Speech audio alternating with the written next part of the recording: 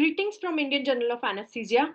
I, Dr. Kiran Mahendru, will give you an overview of an article published in the June issue of IJA.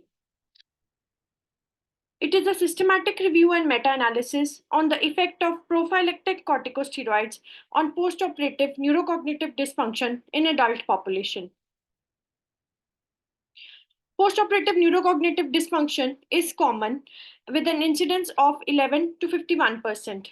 It can be seen in the form of either postoperative delirium, which is seen in the immediate postoperative period, and it is a neuropsychiatric syndrome with attention disturbance, disorientation to place and time, sleep deterioration, and memory impairment.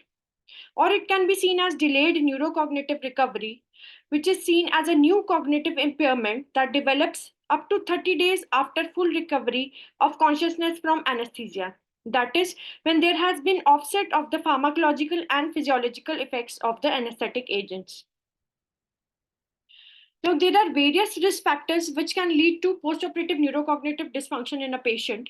It can be either increased age, history of neurological impairment, intraoperative blood loss, the type of surgery, presence of a urinary catheter, electrolyte imbalance, uncontrolled pain, use of opioids, and postoperative ICU admission. All these risk factors can lead to neurocognitive dysfunction, which can prolong the hospital stay of the patient, impair the activities of their daily living.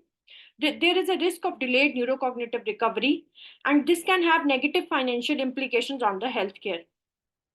The pathophysiology is basically inflammatory response caused by surgical trauma and blood-brain barrier disruption associated with the inflammation, which can cause injury to the brain. Therefore, the anti-inflammatory effects of corticosteroids have been utilized to attenuate the incidence and severity of postoperative neurocognitive dysfunction. This updated systematic review and meta-analysis of RCTs was done to evaluate the efficacy of different corticosteroids in preventing the postoperative neurocognitive dysfunction. The trial was registered with the International Prospective Register of Systematic Reviews.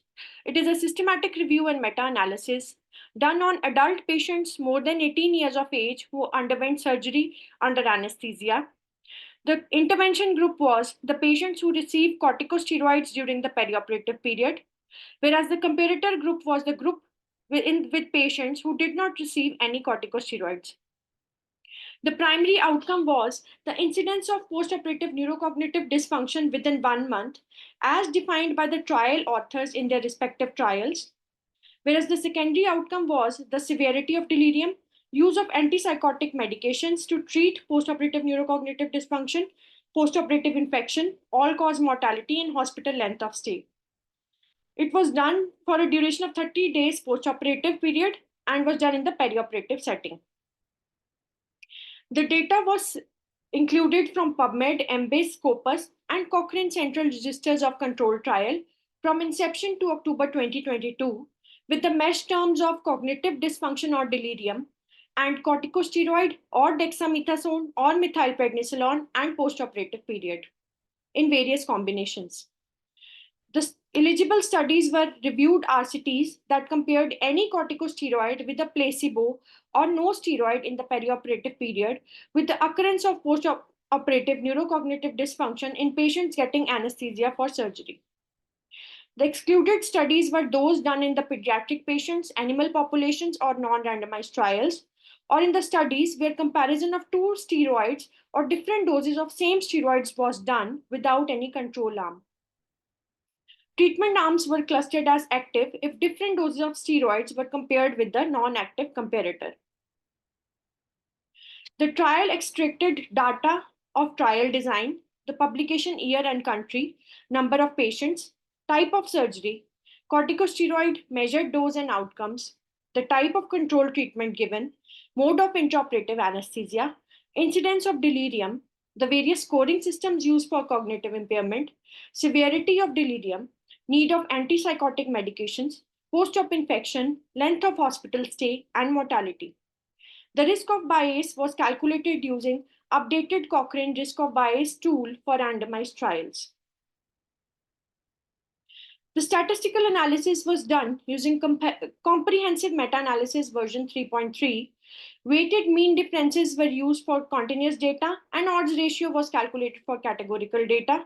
The I-square statistic was done to indicate the trial heterogeneity and was completed for each outcome, and forest plots were generated to estimate the treatment effects.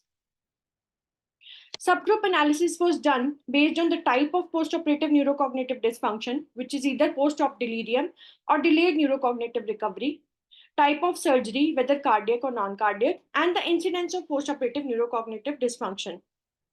Due to limited pool data, subgroup analysis was not done for the dose and the type of corticosteroid used. Trial sequential analysis was performed for the primary outcome to ascertain whether the accumulated sample size was appropriately powered and to avoid any random error. Total of 15 RCTs with 15,398 patients was analyzed. The steroid group included 7,832 patients, and the control group included 7,566 patients. As per the risk of bias assessment, 2 of the studies deemed to be high risk for bias and 1 had some concerns.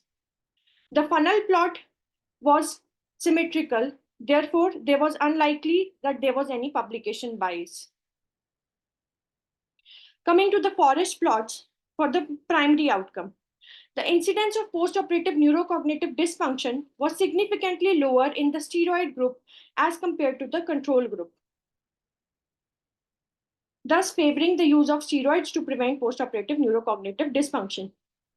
For the subgroup analysis for delirium versus delayed neurocognitive recovery, it was seen that the incidence of neurocognitive delirium was significantly lower in the corticosteroid group when compared to the control group, but there was no difference in the incidence of postoperative neurocognitive dysfunction, delayed neurocognitive recovery when steroid was compared with the control group.